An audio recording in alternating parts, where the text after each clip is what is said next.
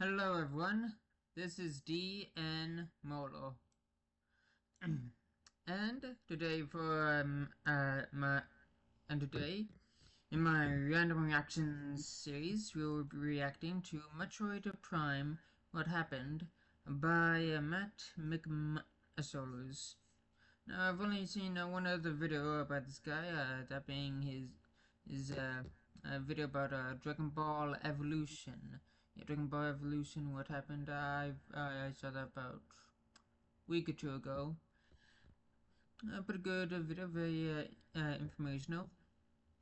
And yeah, we're going to be checking out that today. But first, a couple of announcements for things happening on the channel.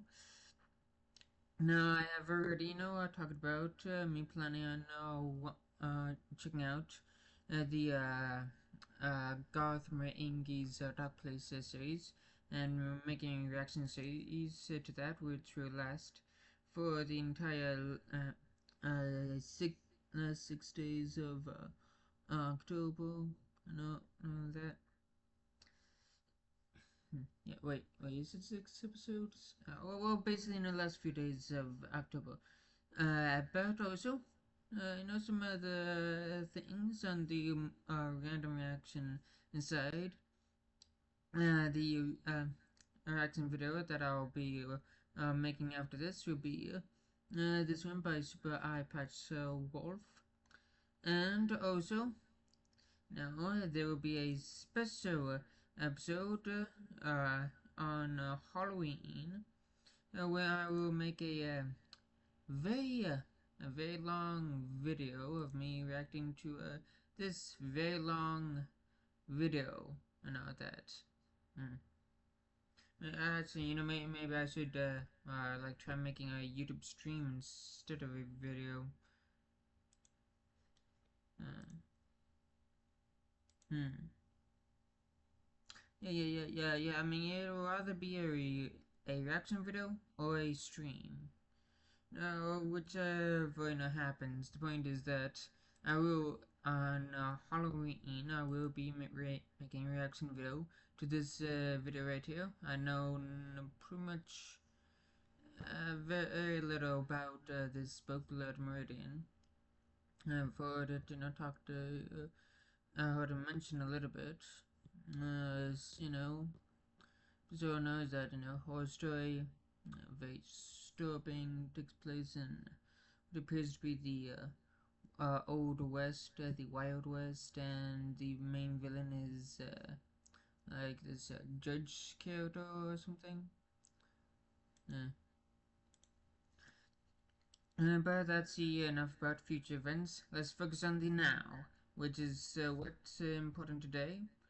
And more importantly, when I say well, let's focus on the now, I mean let's focus on the past because we're about to learn about what happened with Metroid Prime. And remember to leave a like if you liked the video, leave a comment if you got anything to say, and if you want to watch more videos by me, then yeah, it's subscribe and remember to hit that bell.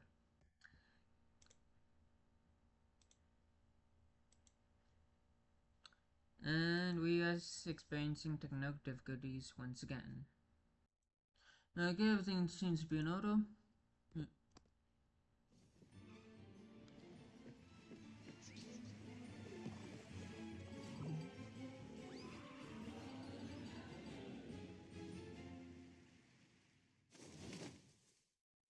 Hey everyone, it's another episode of What Happened. And as all you bounty hunters out there know, Nintendo's Metroid franchise is one of the most flawless in the entire galaxy, going decades without a single development problem, marketing issue, or suffering through a long period of silence. But Yes, the sarcasm is strong with this one. I almost accidentally made a pun there, but I almost said sarcasm. I almost accidentally made a pun. on today's mission, we'll be focusing on what I believe to be one of the earliest examples of Samus Aran running into some malicious malfunctions during one of her most famous adventures, the one that placed you inside her armor. And get your head out of the gutter, please. Metroid Prime was one of the riskiest gambles Nintendo ever took. Yeah, that is true. I mean, it's going from pixels to 3D and going from side scroller to a first-person shooter. With one of its series, taking a strictly 2D Japanese-made side-scroller which established the search action genre, deal with it, and then Yeah, yeah, search action genre, but known as the Metroidvania, with the name coming from the two video game series that pioneered this style, that being Castlevania and Metroid. Hence the term Metroidvania. suddenly handing it over to a mostly inexperienced American studio and entered the realm of the first-person shooter. I'm sorry, first-person adventure. Now, while that certainly seems like a schematic for disaster, in a futile attempt to try and get ahead of the portion of you that'll look at the title of this video and go, "What? Metroid Prime is amazing! What the motherfucker?" So let me say it right now. Yes, Prime did go on to be one of the most critically lauded and fan-loved games in the entire series. It's just getting there was an especially bumpy ride. So strap on your various suit, load up your missiles, and Oh, that's interesting. No, so I don't know too much about Metroid, franchise and all that. I mean, I've heard a bit about, the series and all that, but yeah, and I do know a bit about the lore and the timeline a little bit, but I guess we would like to, look at some playthroughs of it and all that. And yes, I did say I watched some playthroughs because I don't have enough money to buy a bunch of video games that that I probably wouldn't be able to play on the anything that I own. Like, I mean, even if I were to buy the latest video game console by Nintendo, which costs say like a couple of $100, like, I mean, even then it's kind of unlikely that I would be able to play some the older games and all that. flip on the appropriate visor, it's time to find out what happened with Metroid Prime. Unfortunately, there's really no way to start this story without talking about Jeff Spangenberg. But I'm still gonna try. During the trailblazing 3D days of the mighty Ultra 64, Yeah, no idea who this Spankenberg is, but considering the tone, something tells me something's bad is gonna happen involving him. Nintendo adapted the most recognizable characters into the blustery, blurry world of polygons, but Metroid had always been mysteriously absent. The reason for this is varied and complex, but it all came down to everyone being a massive coward. Shigeru Miyamoto himself said that they lacked any concrete ideas, and Yoshio Sakamoto, director of Super Metroid, backed that up in an interview with Games TM. I was actually thinking about the possibility of making a Metroid game for N64, but I felt that I shouldn't be the one making the game. When I held the N64 controller in my hands, I just couldn't imagine how it could be used to move Samus around.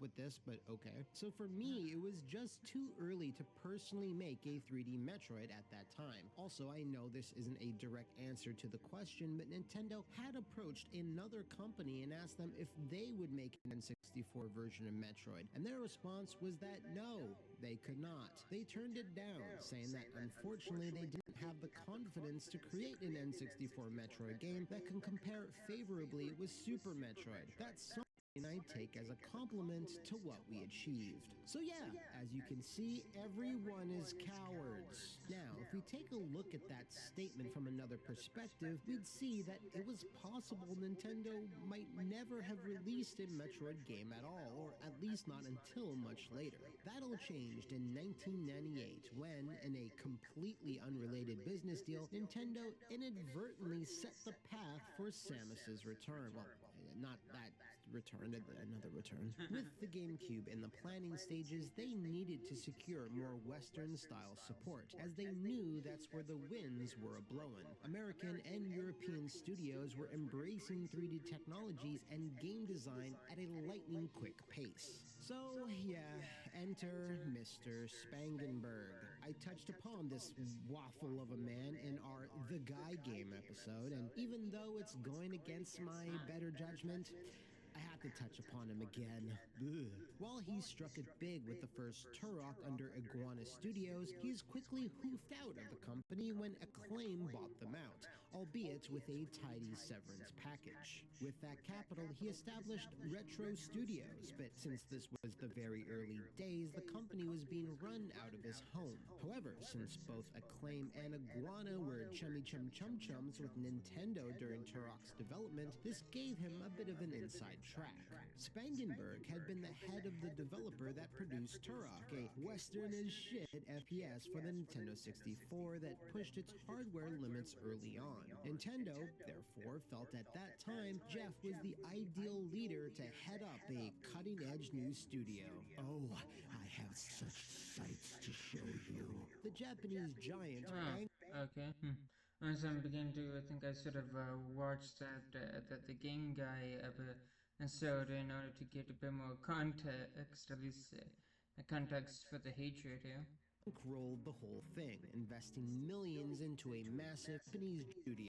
Oh, I have such sights to show you.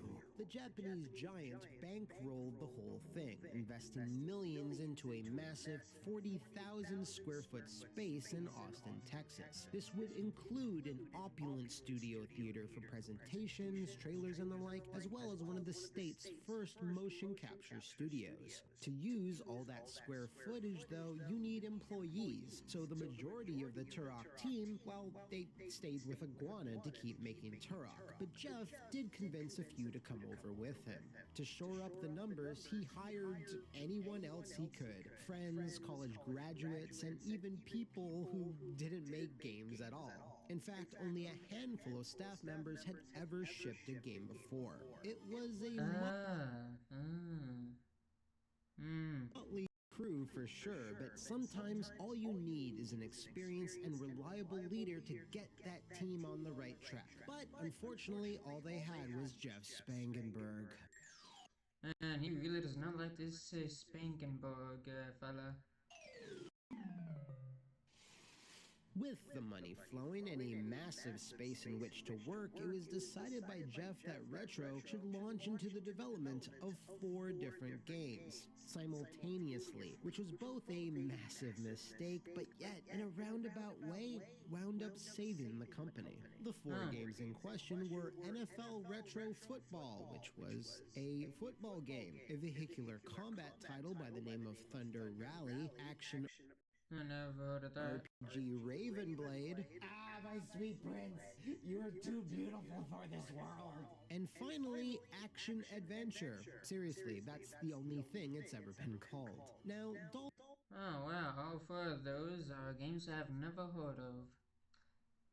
So that tells me they did not do too well. Dolphin Dev didn't grow on trees, and while Nintendo did deliver on the one they had promised, that still didn't stop Jeff from launching these 4 different games, spread across 150 employees, and expecting them to share the one dev kit. So try not to be surprised when I now tell you that this made for a glacial pace in game development. The only thing these teams could do in the meantime was to try and approximate what was possible on the dev kit, but unfortunately, Retro hadn't invested in any other technologies or engines by that point, and wouldn't do so for a long time still.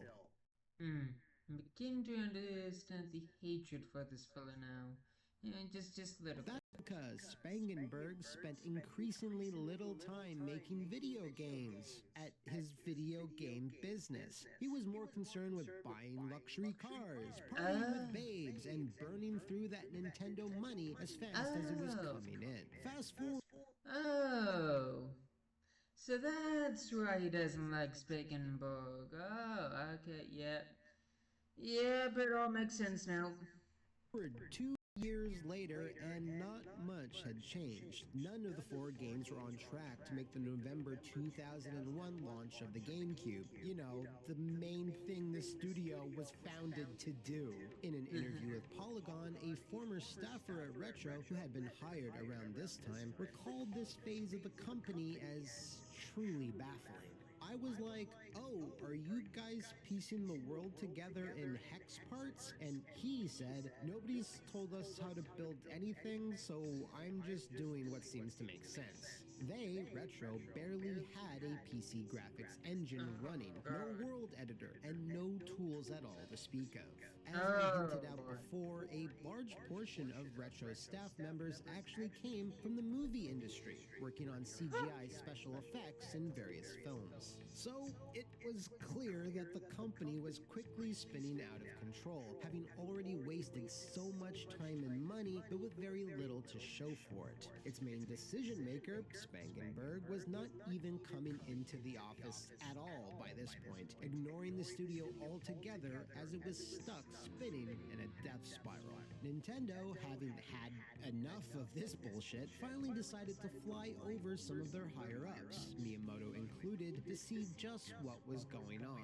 And Retro was shitting themselves. The leads on each project were called in to separate meetings, and pretty much all of them got chewed out, as Nintendo were understandably upset that each game wasn't much more than a tech demo. Although internally it's been said that quite a lot of work was done on Ravenblade. Oh no, it's so sad. However, in a stroke of fate or luck or whatever you want to call it, action adventure, which featured 3 selectable spacefaring heroines, showed some promise. The sci-fi look and world that the team had produced was enough to convince Miyamoto that the company might be able to handle a Metroid game, but with Nintendo, of course, now closely monitoring the process from then on out. Thus, the 4 well, games look at that, Nintendo to the rescue. were canceled. Oh, my beautiful Ravenblade. And everyone was reassigned or canceled. Oh, my beautiful Ravenblade. And thus the 4 games were canceled. Okay, so all 4 games were cancelled. On Metroid, which they needed to start from scratch. Lamentably, with all these cancellations, some jobs were made redundant, but no one's job was more redundant than good old Mr. Spangenberg. Around the same time, Nintendo caught wind of Sinful Summer, a softcore porn site of Jeff's own design, a design which used Retro's own online servers to host, which meant that Sinful Summer was paid for on Nintendo's coin. Oh, Nintendo's not gonna like that.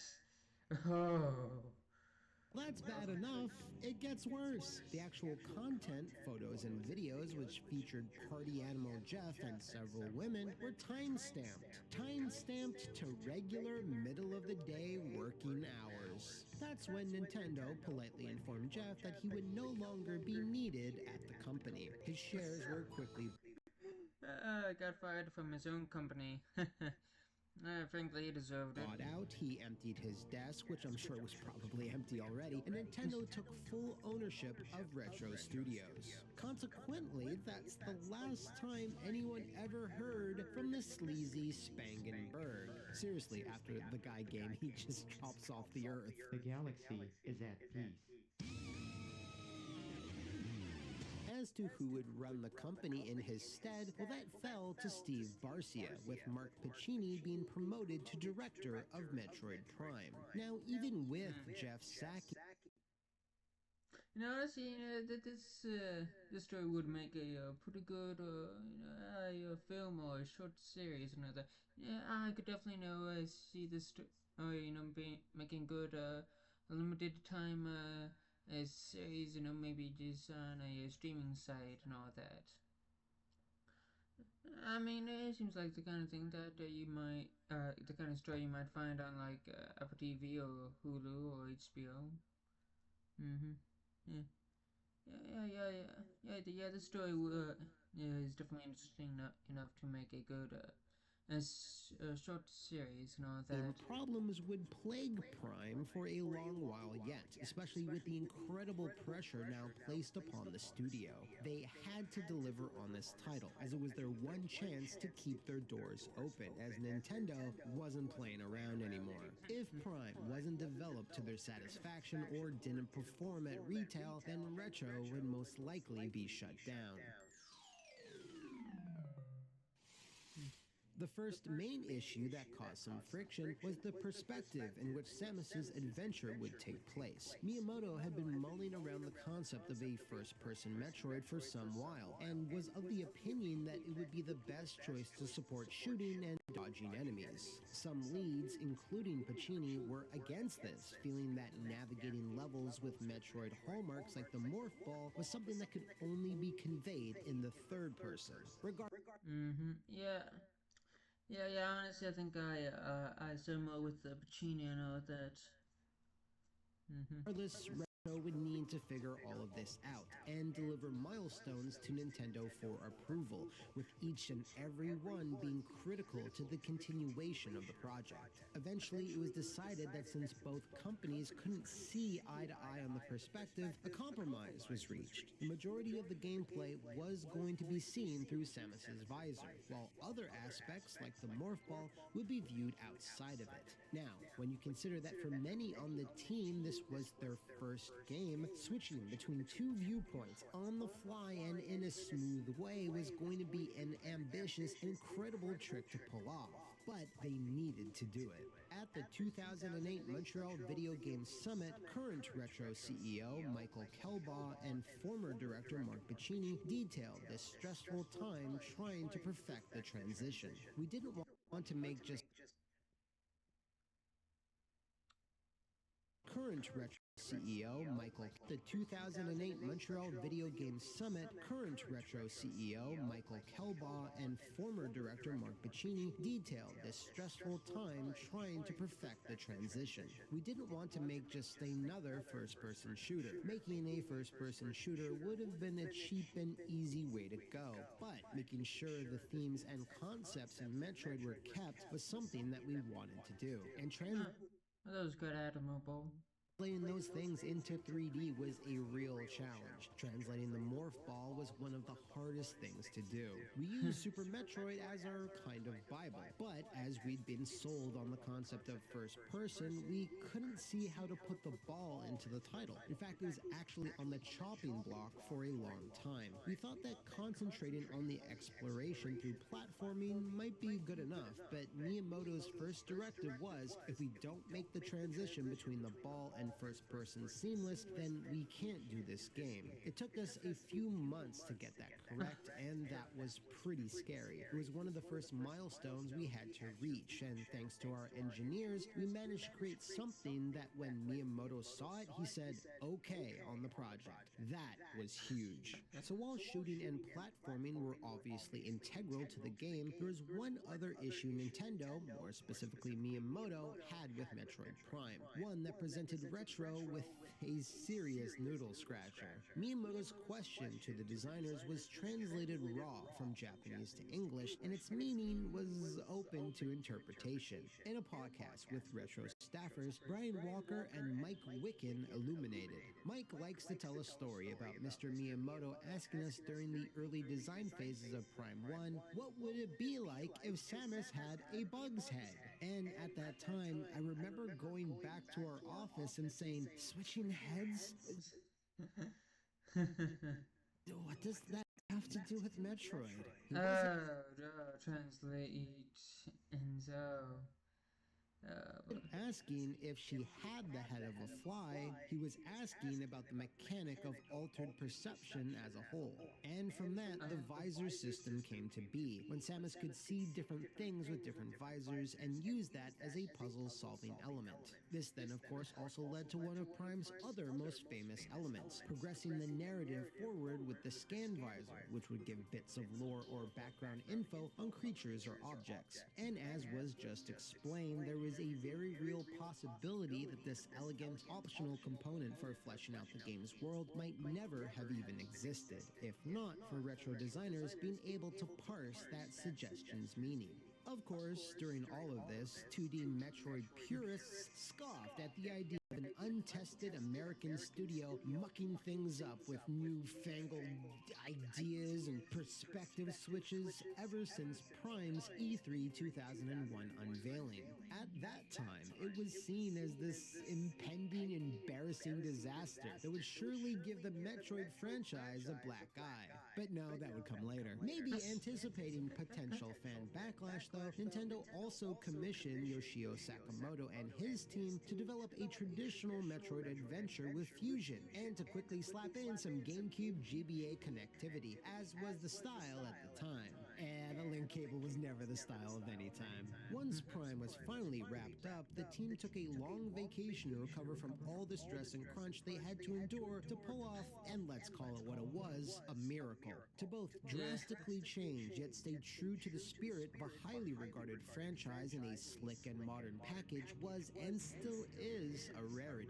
Once the Gold Master was shipped to Nintendo for manufacturing, everyone just kind of put the project out of their mind as they decompressed. When the staff returned, they were thrilled and kinda shocked to see just how successful Metroid Prime came to be. It sold over 2 million copies and power-bombed into various outlets Game of the Year front-runners. Nintendo was immensely pleased with the results as well, and immediately commissioned Retro to follow up with a sequel, leveraging ideas they had originally drafted up for Prime 1 but didn't have time to include, like multiplayer. This mode would famously debut in Metroid Prime 2 Echoes to somewhat of a divisive response, but its DNA would go on to exist in future projects. Ever since then, the Prime series has influenced Metroid in one way or another, which is definitely something that almost no one could have predicted when the game was first revealed 20 years ago now?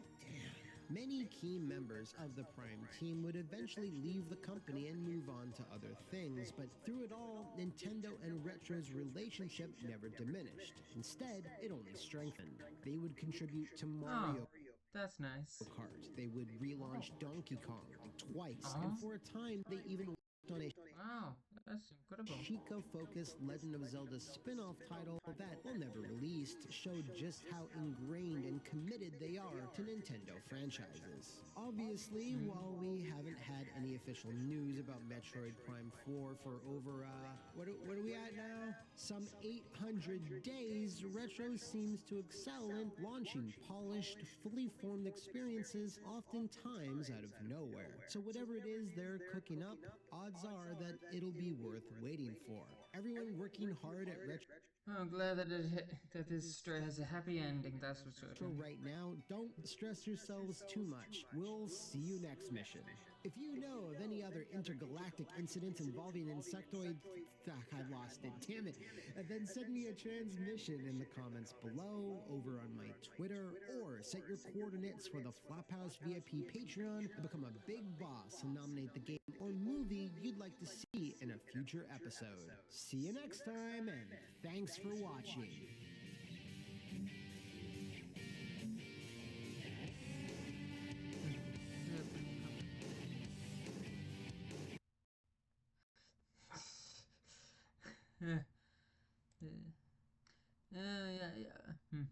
Yeah, on one hand, in a kind of funny way, but on the other hand, absolutely stupid, like.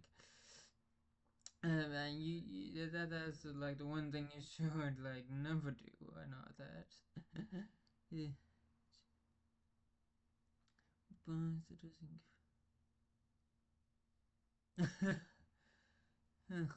Yeah. Yeah, I mean, honestly, that must have been both simultaneously both a scary shock and also a bit of a relief. Since I mean, on one hand, yeah, it's they're not gonna be happy, but on the other hand, at least you'll finally get some leadership and things may actually get done. But yeah.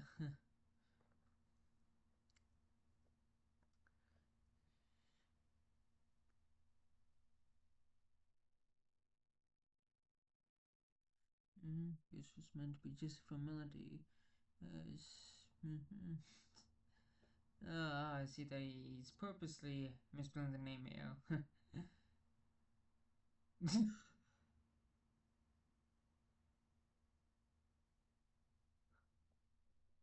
Oh. Oh, wow. Oh. Oh, what that's do. Oh. Mm-hmm.